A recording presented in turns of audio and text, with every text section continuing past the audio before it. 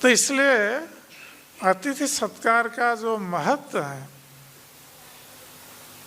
उसके संबंध में ये कश्यप मुनि बता रहे हैं कि गृहेषु येषु अतिथयो न अर्चिता सलिलै अपि। तो जैसे गृहस्थ के लिए 5 यज्ञ की व्यवस्था की गई है,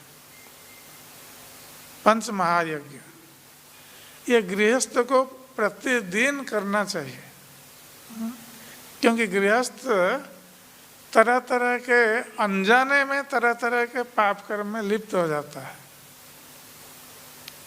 जैसे हम झाड़ू लगाते हैं, झाड़ू लगाते समय कई कीड़े मर जाते हैं, चिंटियां मर जाती हैं, ये अनजाने में होता है, हम जानबूझकर मारते नहीं, अनजाने में होता है झाड़ू लगाने में। और जब रसोई बनाते हैं, चूल्हा जलाते हैं, उसमें भी कई कीट पतंग मर जाते हैं, कहीं जल भर करके रखते हैं, उसमें भी कोई कीड़े पड़ते हैं, मर जाते हैं।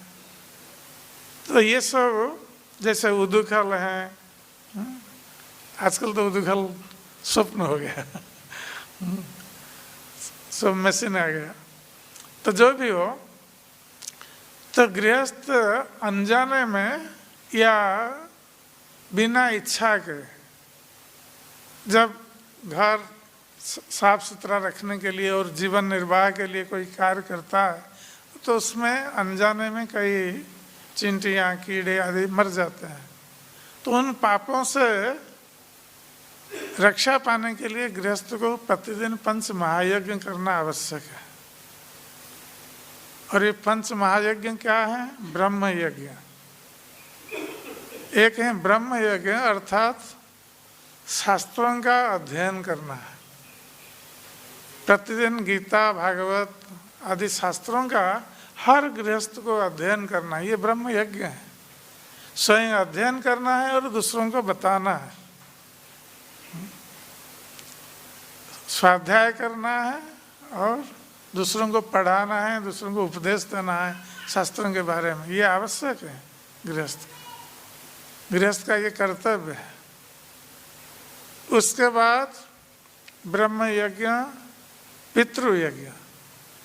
पितरों को हम तर्पण अर्पित करते हैं, जल अर्पित करते हैं, तो पितरों के उद्देश्य से ये पितृ यज्ञ कहा जाता है।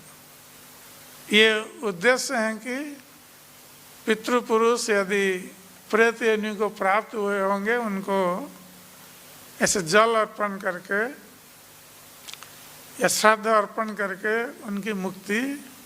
उनको मुक्ति दिलाया जा सकता है। तो ये पितृ यज्ञ इसलिए गृहस्थ लोग करते हैं। अभी पितृपक्ष चल रहा है आज से। और तीसरा जो यज्ञ है देव यज्ञ। तो गृहस्थ को घर पर ये यज्ञ अनुष्ठान देवताओं को और भगवान को संतुष्ट करने के लिए प्रतिदिन करना है। ये सब शास्त्रों में बताया गया। उसके बाद नुरु यज्ञ।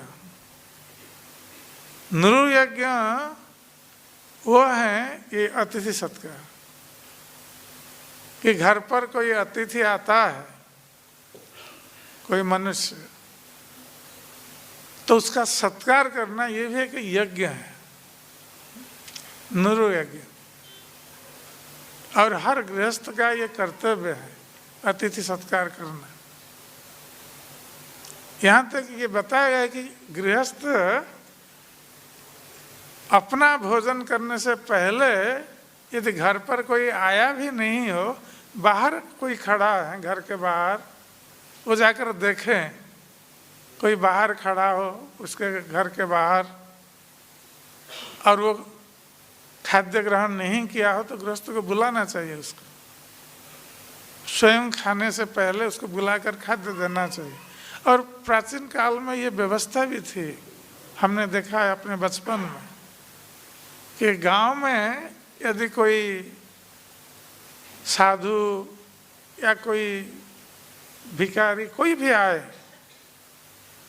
तो गृहस्थ लोग देखते थे वो गांव में किसी के बरामदे पर बैठा है या किसी पेड़ के नीचे बैठा है, वो जाके बुलाते थे उसको खाने के लिए या खाद्य लेकर उसको देते थे। आजकल ये सब नहीं है। तो ये हमारी वैदिक संस्कृति है।